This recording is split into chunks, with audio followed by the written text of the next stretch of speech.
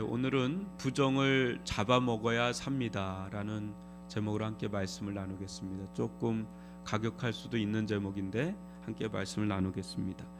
여러분, 초대교회 이 사도행전의 역사를 보면 이 복음이 요원의 불길처럼, 들불처럼 이제 번져 나가면서 수많은 해심자들이 나타나는 것을 봅니다.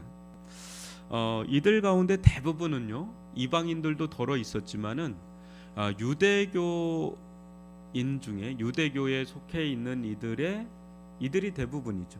그들이 이제 해심자들이 돼서 복음을 듣고 또 성령을 받고 진실한 회개를 하고 또 믿음을 얻고 영생을 얻고 또 구원에 이르는 그런 일들을 경험하면서 일련의 무리들이 교회로 속하게 되는 그런 일들이 막 일어났단 말이에요. 한마디로 여러분, 이들은 새로운 피조물이죠. 변화된 어떤 자들입니다. 우리는 이 유대교에서 기독교로 들어온다는 것은 거의 불가능한 일인데, 여하튼 강력한 복음의 역사, 성령의 역사로 이들은 회심을 했고 새로운 피조물이 됐고 변화된 무리가 돼서 예루살렘 교회를 형성하게 되는 그런 일들이 생겼어요. 그러면 모든 것이 다 된 건가? 우리가 이 엄청난 성령의 역사로 구원받고 변화받고 믿음과 영생을 누리면 모든 것이 다 된 건가? 다 끝난 건가? 오늘 말씀을 제가 보면서 아무리 성령을 받고 또 변화를 받고 또 은혜를 받고 영생을 받고 구원을 받아도 변화되지 않는 것들이 여전히 이 본문 말씀에는 나와 있고 우리들 가운데도 그게 남아있는 부분들이 있다는 거예요. 오늘 그 부분을 좀 주목해서 함께 살펴보려고 합니다. 분명 여러분 구원 받았습니다. 분명 구원 받았고 성령 받았고 은혜 받은 신자예요. 그거는 부인할 수 없습니다. 그럼에도 불구하고 그 안에 견고한 진이 있을까요, 없을까요? 있다는 거죠. 있다면 이제 그게 뭔가를 오늘 좀 살펴볼 텐데, 여러 가지지만 오늘 본문에 나와 있는 부분을 좀 살펴볼 텐데, 이제 그게 깨뜨려져야 되는 거죠. 근데 그게 이제 어떻게 깨뜨려질 수 있을까? 그게 깨뜨려지게 되면 어떤 일들이 일어나는가? 오늘 그것을 한번 살펴보려고 합니다. 오늘 말씀의 배경은 이겁니다. 여러분, 고넬료 사건 잘 아실 겁니다. 아주 분기점이 되는 예루살렘 사역의 분기점이 되는, 이방인에게 이제 복음이 전달되는 분기점, 분수령이 고넬료 사건인데, 그것을 그 고넬료 집안의 이제 부흥의 역사가 일어납니다. 근데 그것을 이제 베드로가 예루살렘 교회에 보고하는 장면이 오늘 레포트를 내는 겁니다. 그것이 오늘 우리가 보는 이 대목이에요. 여러분, 1절과 2절을 좀 보시면 예루살렘 교회에 이 베드로가 이걸 레포트를 내는 거예요. 고넬료 이방인인데 예수를 믿은 거예요. 정말 성령이 임한 겁니다. 그 회심 사건이 일어난 거예요. 그것을 이제 보고를 하는데, 보고하러 올라가는데 2절에 보면 베드로가 예루살렘에 올라갔을 때 할례자들이 비난하여 이렇게 나오거든요. 근데 여기서 이제 할례자들은 비그리스도인들이 아닙니다. 예루살렘 교회 안에 있는 할례주의자들, 예수를 믿긴 믿었는데 할례를 꼭 받아야 된다라고 주장하는 그런 그리스도인들을 가리킵니다. 비난의 이유는 다른 게 아닙니다. 3절 좀 나오나요? 비난의 이유는 내가 무할례 집에 들어가 함께 먹었다, 이제 요거 가지고 이제 비난하기 시작을 하는 겁니다. 여러분, 이게 우리 문화권에서는 와닿지 않는 말이에요. 우리는 할례 문화가 아니기 때문에 뭐 할례를 받았든 무할례가 됐든 그거는 이해도 잘 안 되고 와닿지도 않고, 우리가 지금 제가 이렇게 얘기해도 뭐 그런가 보다 이렇게 하지, 여러분들 우리들 가운데 이게 탁 와닿지가 않습니다. 그러나 이스라엘 문화권에서는 이게 금방 와닿을 거예요. 왜냐하면 할례 문제는 이때 당시 구원 문제하고 직결된 겁니다. 할례를 받았느냐 안 받았느냐가 하나님의 백성이냐 아니냐를 가늠짓는 거기 때문에. 그래서 여러분 다윗이 골리앗과 싸울 때 어떻게 나가죠? 할례 받지 않은 이 블레셋인들이 어찌 하나님의 백성인 할례 받은 우리들에게 이렇게 모욕을 주느냐 하면서 그 거룩한 분노를 품고 가는 장면이 다윗과 골리앗 싸움에서 나오는 걸 여러분 아실 겁니다. 할례는 아브람 때부터 이어진 거죠. 그러니까 이것은 하나님의 백성의 표징인 거예요. 표식인 거예요. 그런데 베드로가 지금 어디로 들어가고 있습니까? 무할례 집에 들어가는 거죠. 한마디로 뭐냐면 부정한 자들과 접촉이 일어난다는 거예요. 식사를 한다는 건 여러분 아무나 식사하는 건 아니잖아요.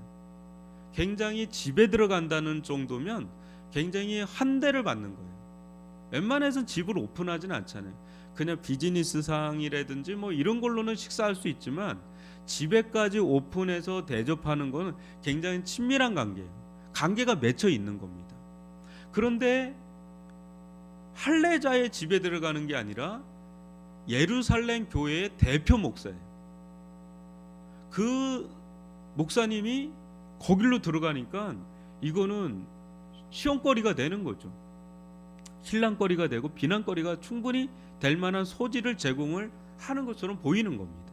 그래서 그거 가지고 지금 비난을 하는 건데, 이 더럽고 추한 부정한 집에 왜 들어가는가? 거기도 또 식사까지 하니까 굉장히 이게 열받는 상황이 돼버리는 거예요. 여러분, 우리가 여기서 좀 생각해 봐야 될 부분이 있습니다. 그러니까 이제 이스라엘 문화권으로 한번 들어가 보자는 거예요. 할례를 받으면 여러분 무조건 자동 정결해지는가? 여러분 어떻게 생각하세요? 할례를 받으면 그냥 무조건 그냥 자동 정결이다. 아마 그건 아닐 거라고 여러분들 아실 거예요. 그렇죠? 할례를 그럼 받지 못하면 정결해질 수 있는 길은 차단되어 있는가? 그것도 아니다라는 것을 아실 겁니다. 왜냐하면 여러분들은 복음을 알고 또 신약 시대의 세계를 알기 때문에 그럴 거예요. 근데 구약의 배경 백그라운드가 너무 강하고 또 복음을 알지 못하면 그냥 그 그늘 아래 있기 때문에 이게 이해할 수가 없는 거죠.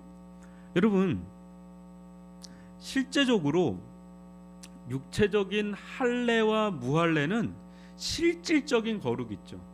실질적인 거룩, 그것과는 아무 상관이 없습니다. 할례를 받고도요, 충분히 무할례 받은 자보다 더 더럽고 부정할 수 있을까요, 없을까요? 충분히 있죠. 할례를 받았는데도 더 부정할 수 있죠. 살인을 저지르거나 뭐 그러면 충분히 그럴 수 있죠. 반면에 할례를 받지 않았지만 할례 받은 자보다 더 정결하고 거룩할 수 있을까요, 없을까요? 충분히 있죠. 이제 이 문제가 여기에 대두가 되는 거예요. 이들은 할례라는 두터운 율법의 벽, 그 유대교 전통이라는 두터운 율법의 벽에 갇혀서 본질을 지금 놓치고 있는 거예요. 진실을 지금 보지 못하고 있는 거죠. 종교적인 틀이 너무 강력한 겁니다. 그러니까 그 안에 있는 진짜 배기를 못 보고 있는 상황인 거죠. 여러분, 중요한 거는 그런데 이들이 비그리스도인인데다가 율법주의자들이 아니다라는 거예요. 이들은 그리스도인이라는 거예요. 예루살렘 교회에 분명히 회심의 경험, 성령의 경험을 하고 회심을 경험하고 구원받은 자들임에도 불구하고 이게 이 틀이 아주 강하게 형성되어 있다는 거죠. 지금 그 부분이 우리가 좀 주목해 봐야 될 부분입니다. 이들은 유대교 내의 그리스도인이에요. 유대교 내의 그리스도인. 이들은 유대교 밖의 그리스도인들을 생각할 수가 없는 겁니다. 이것은 누가 그랬죠? 여러분, 고넬료 사건을 잘 보면 베드로도 그랬어요. 그 예수님을 3년 반을 따라다니며 예수님의 모든 걸 다 본 사람이 사도 베드로입니다. 심지어는 부활 승천까지 다 본 사람이에요. 근데 베드로도 기도하는 중에 이제 보자기 속에서 부정한 레이기에 나오는 부정한 동물들이 가득한 보자기를 하나님 환상 중에 보여주면서 그것을 뭐라 그래요? 잡아 먹으라 그러죠. 그러니까 화들짝 놀라는 거예요. 베드로가 나는 어릴 적부터 이런 것을 한 적이 없다. 그러니까 베드로도 일반 어부지만 얼마나 거룩하게 살았는지를 보여주는 대목이에요. 내가 한 번도 그런 적이 없다. 예수님을 따르기 전부터도 어릴 적부터 부정한 동물을 건드린 적이 없는 거예요. 그건 곧 뭐냐면 율법대로 살았다는 거죠. 베드로가. 그런데 지금 예수님께서 이걸 잡아먹으라 한다 그럴 때 그는 어떤 느낌이냐면 하나님께서 자기로 하여금 부정케 하려고 하는 것처럼 느껴지는 거예요. 한마디로 죄짓게 하는 것처럼 느껴지는 거죠. 어느 날 여러분들이 기도를 하는데 또 어느 날 제가 여러분들에게 죄짓는 자리로 밀어 넣는다면 여러분들 어떻게 반응하겠어요?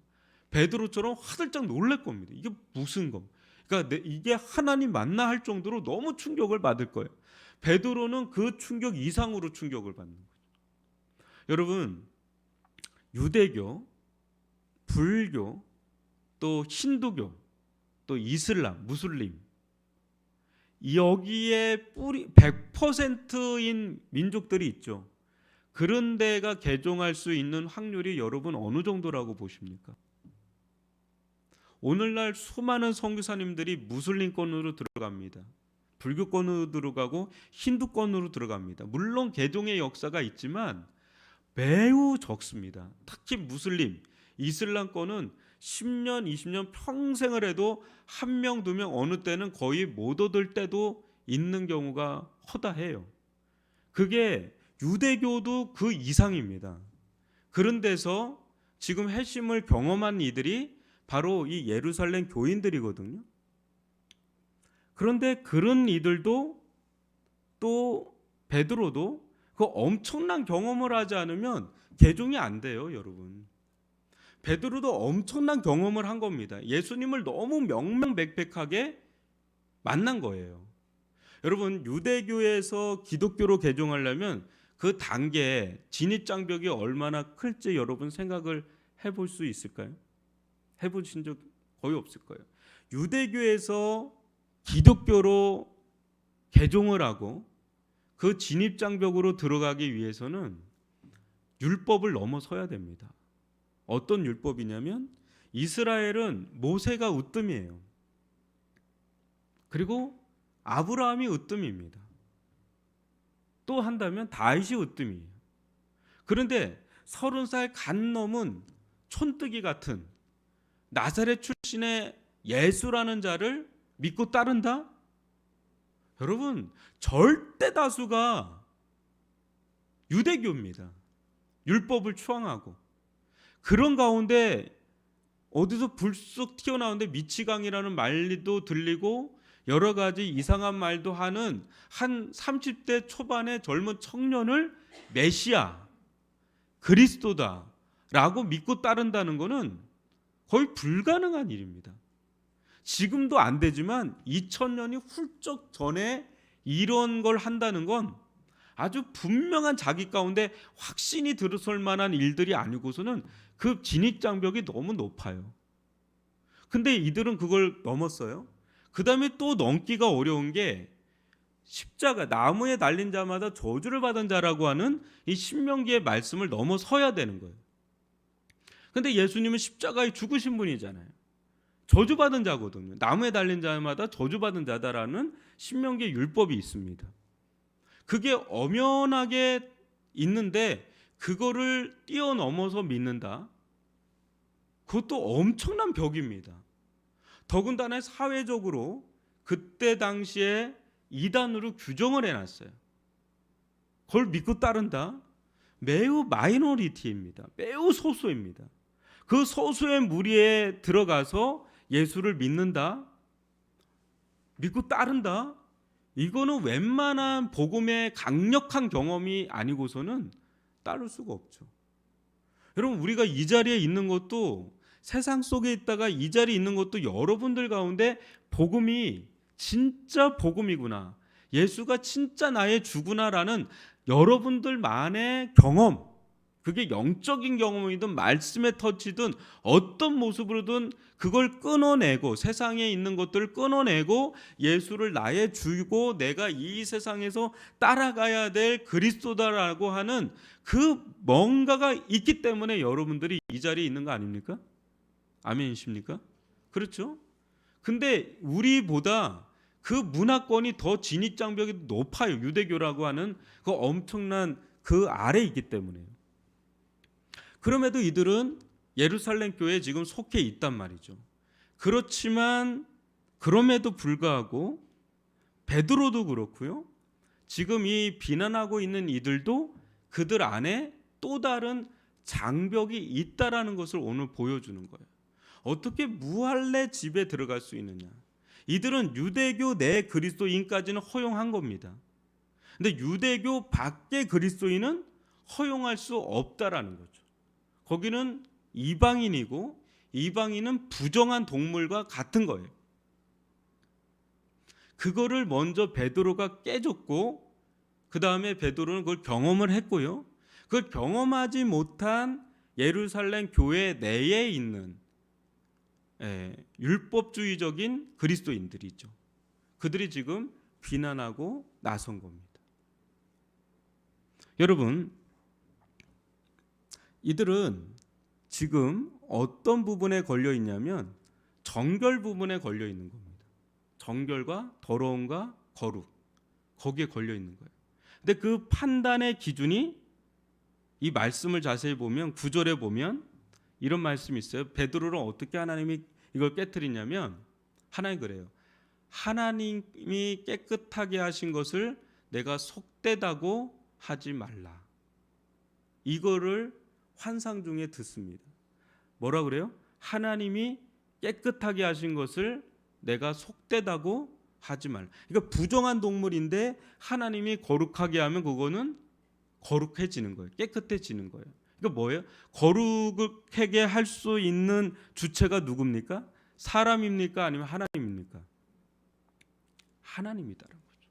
하나님이 깨끗하게 하시면 깨끗해지는 거고요, 하나님께서 더럽다 하시면 제 아무리 깨끗한 척해도 그건 더러운 것이다라는 거죠. 그러니까 하나님이 판단자지 너희들이 판단자가 될 수 없고, 이 모든 것의 주체자는 하나님이지 너희가 주체자가 될 수가 없다라는 거죠. 근데 어느 순간에 이들은 자신들이 이 거룩의 판단 기준자가 돼버린 거죠. 여러분, 유대 그리스도인들이에요. 유대 안에 있는 그리스도인들입니다. 이들은 깨끗하게 한 게 유대 할례를 받아서 깨끗하게 된 거예요? 아니면 예수의 보혈 때문에 깨끗하게 된 거예요? 예수의 보혈 때문에 깨끗하게 된 거죠. 여러분, 마찬가지로 종교적인 행위, 어떤 종교적인 열심, 자기들은 아브라함의 자손이고 할례를 받았다는 것으로 깨끗해질까요? 아니면 하나님의 은혜로 깨끗해지는 걸까요? 하나님의 은혜로 깨끗해지는 거죠. 그러면 비유대인들, 그러니까 이방인들, 그들은 어떻게 깨끗해질까요? 유대교로 들어와서 할례를 받고 난 뒤에 예수의 보혈로 들어가야 그러면 깨끗해지나요? 아니면 유대교로 들어오지 않아도, 할례를 받지 않아도 예수의 보혈을 통과하면 깨끗해지나요? 똑같아요. 할례자든 무할례자든 정결해지고 깨끗해지는 것은 동일하다고요. 예수의 보혈을 통과하면 무할례자든 할례자든 다 깨끗해진다는 거죠. 하나님의 은혜로, 성령의 역사로, 생명의 회개로 깨끗해지는 거지, 할례를 했던 무할례를 했던 그거는 결정적으로 실질적으로 거룩해 할 수 있는 거에 영향을 안 미친다는 거예요. 그거를 지금 이들은 놓치고 있는 겁니다. 한마디로 본질을 놓치고 비본질에 지금 두 톤 장벽에 막혀서 거기에 막혀서 지금 뭘 방해하고 있냐면 예수님은 지금 유대교 밖으로 나가고 싶어 하시거든요. 사도행전의 역사가 떨어져서 1장부터 떨어져서 고넬료 사건부터 본격적으로 스데반의 핍박 이후로 본격적으로 이방인들에게 복음이 전파돼 가고 있거든요. 근데 예수님은 유대교 안에 예수님이에요.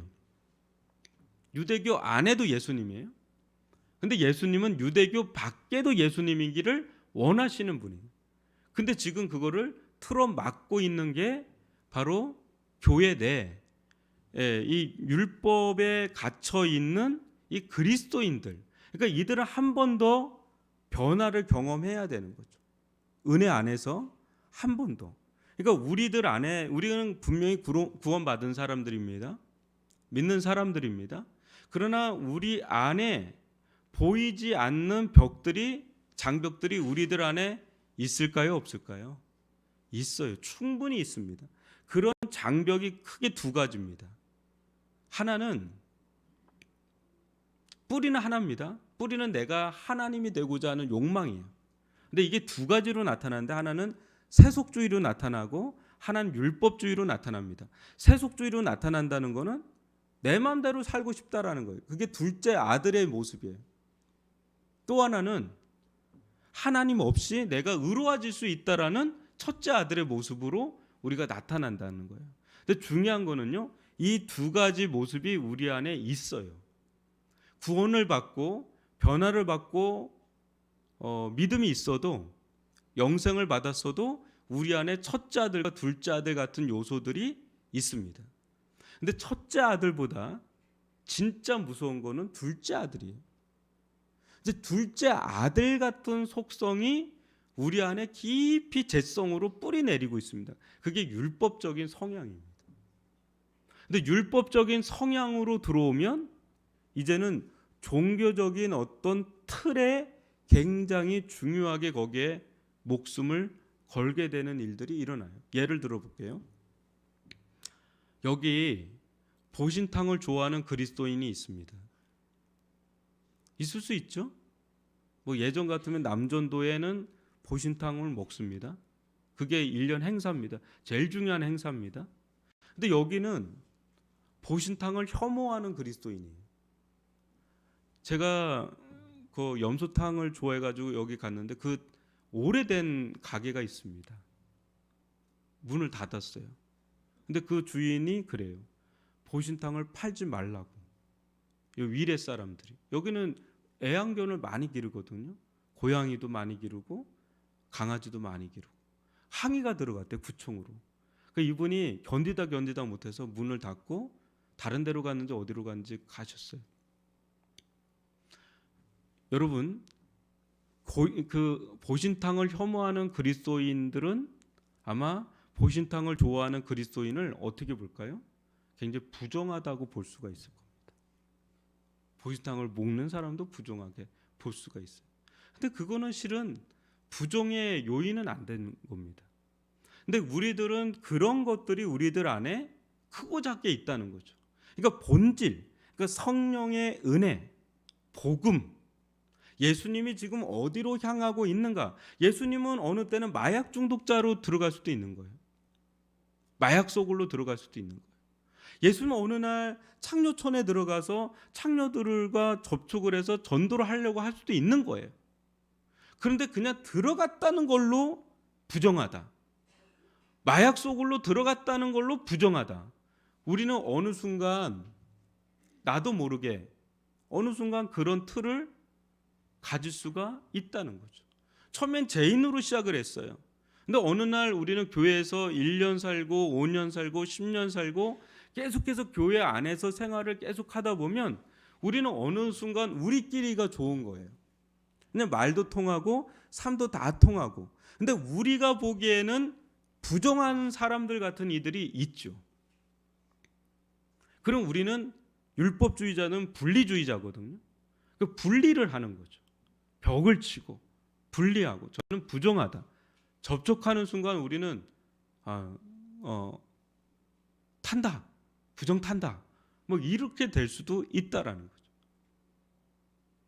근데 예수님은 어디로 가고 계십니까? 라고 물으면 코바디스, 주여 어디로 가시나이까? 예수님은 그 부정하다고 생각하는, 가장 부정하다고 생각하는 이방인으로 지금 향하고 있거든. 이제 지금 예루살렘 교회가 그걸 못 따라가면 역사에서 밀려나는 거예요. 왜냐하면 성령의 역사, 하나님의 흐름은 지금 그쪽으로 향하고 있거든요. 우리나라를 두고 뭐라 그러냐면, 책도 나와 있어요. 공자가 죽어야 우리나라는 산다라는 책이 있어요. 우리나라를 지배하고 있는 강력한 게 뭐냐? 공자예요. 유교 사상. 어떤 분이, 여러분도 아시는 분이 이정훈 교수라고, 머리 민 분이에요. 그분이 이제 완전 법대 출신인데다가 법학과 교수잖아요. 완전 불자였잖아요. 근데 이분이 CTS 방송을 보다가 완전 거기서 사도 바울처럼 회심을 했어요.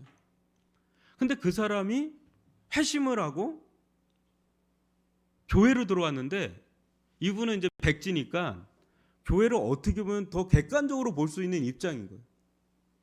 너무 유교 사상이 많이 들어가 있다는 거죠.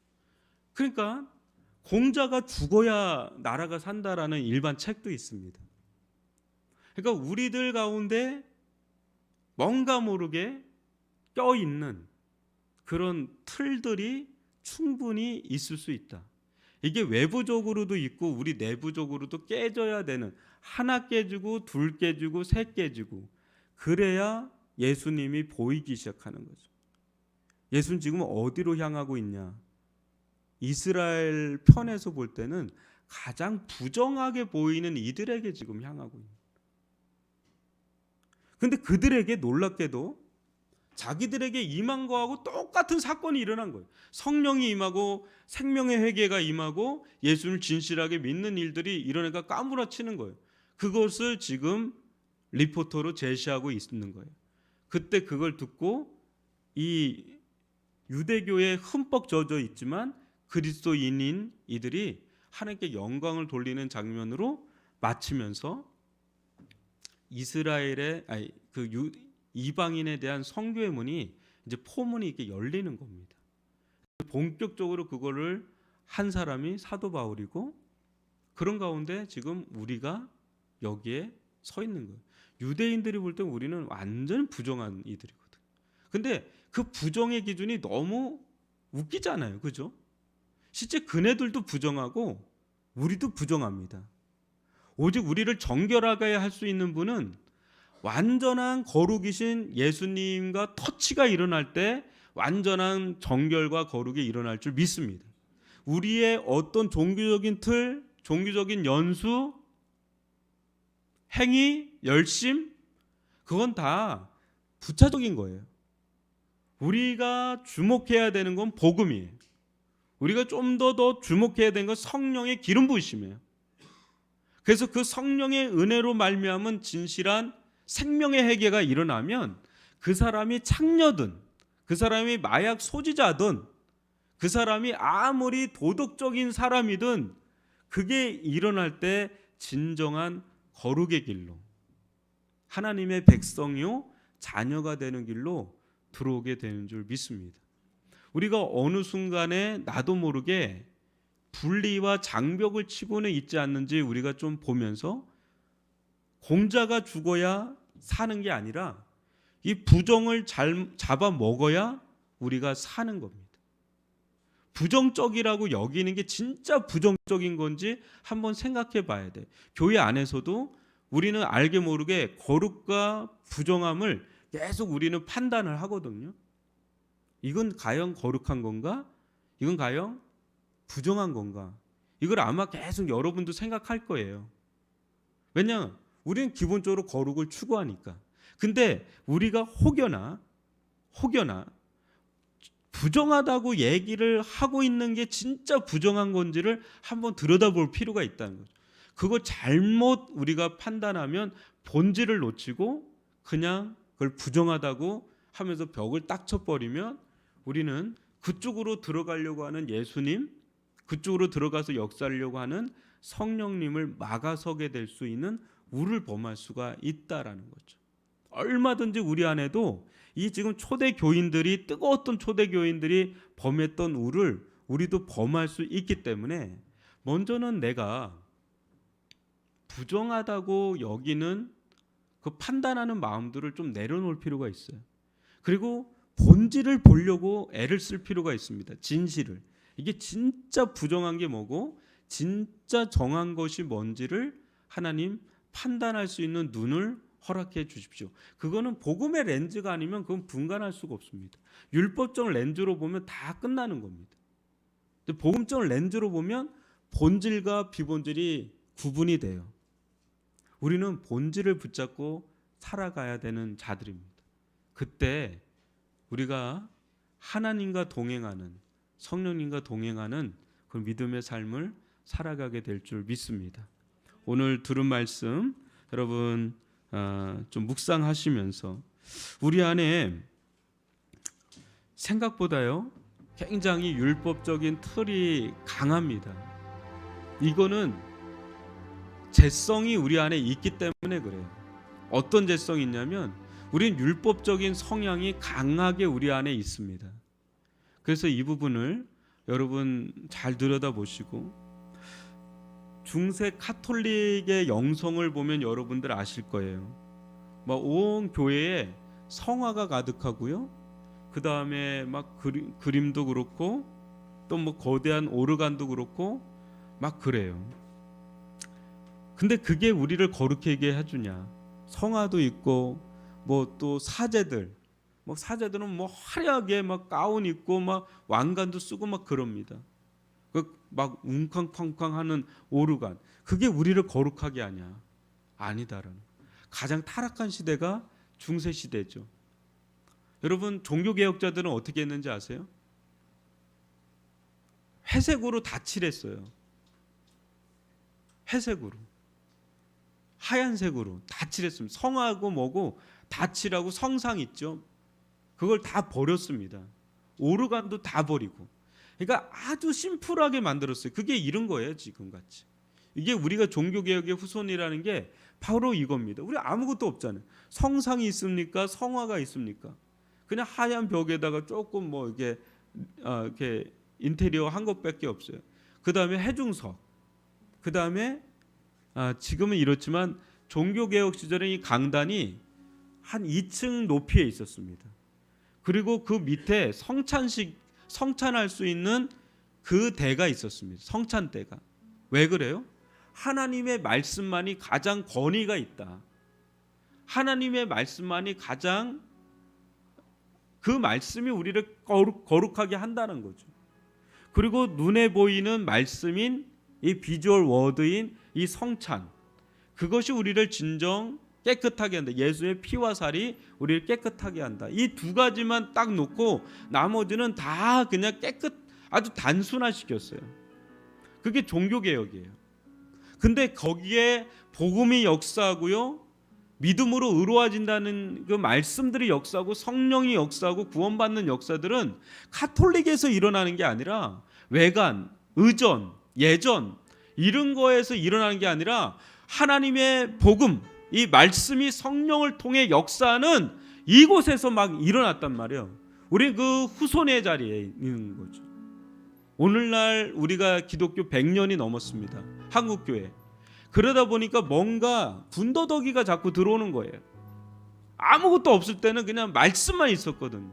거기에 뜨거운 기도가 있었거든요. 거기에 성령의 강력한 역사가 있었거든요. 거기서 변화가 막 일어났단 말이에요. 근데 어느 순간에 교회 안에도 오르간 들어오고 뭐가 들어오고 막 들어와요. 구색을 갖춥니다. 그러면 우리가 거룩할 줄 아는데 그것도 필요하겠지요.